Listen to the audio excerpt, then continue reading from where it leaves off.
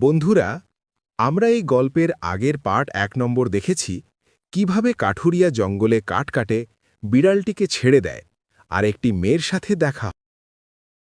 আমি তোমার স্ত্রী হতে চাই। আমি জানি তুমি খুব পরিশ্রমী ও দয়ালু মানুষ। তোমাকে আমার ভালো লেগে গেছে।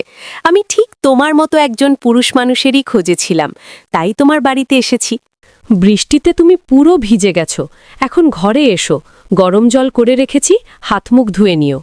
কাঠুরিয়ার ঘরে ঢুকে দেখল তার ঘরদোর একেবারে পরিষ্কার পরিচ্ছন্ন। এরপর তাদের বিয়ে হয়ে গেল।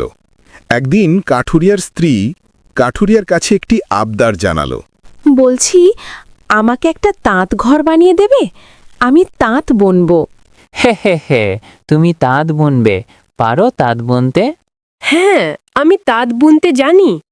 ঠিক আছে, তুমি যখন বলছো, আমি তোমায় একটি ঘর বানিয়ে দেব। দেখতে দেখতেই রাত কেটে ভোরের আলো ফুটে উঠল। স্ত্রীর আবদার শুনে কাঠুরিয়া তার জন্য একটি তাঁত ঘর বানিয়ে দিল। আজ থেকে আমি তাঁত বোনা শুরু করব, কিন্তু তোমাকে একটা কথা দিতে হবে। কি কথা বলো তো দেখি? আজ থেকে 7 দিন এই ঘরে ঢুকবে না, এমনকি ঘরের ভিতরে উঁকিও মারবে না।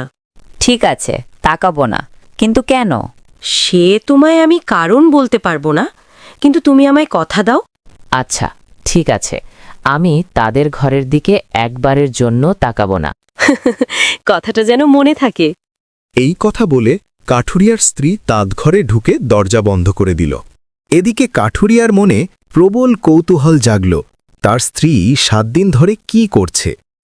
একবার জানালা দিয়ে উঁকি মেরে দেখার ইচ্ছা হলেও স্ত্রীকে দেওয়া কথা মনে পড়ায় সে আর সেদিকে তাকাল না। 7 দিন পর তার বউ বাইরে আসলো, হাতে তার সুন্দর একটি কাপড়। শুনছ? দেখো তো কাপড়টা কিরকম হয়েছে। বন্ধুরা, এই ভিডিওটি যদি ভালো লাগে তাহলে লাইক ও সাবস্ক্রাইব করে দিও।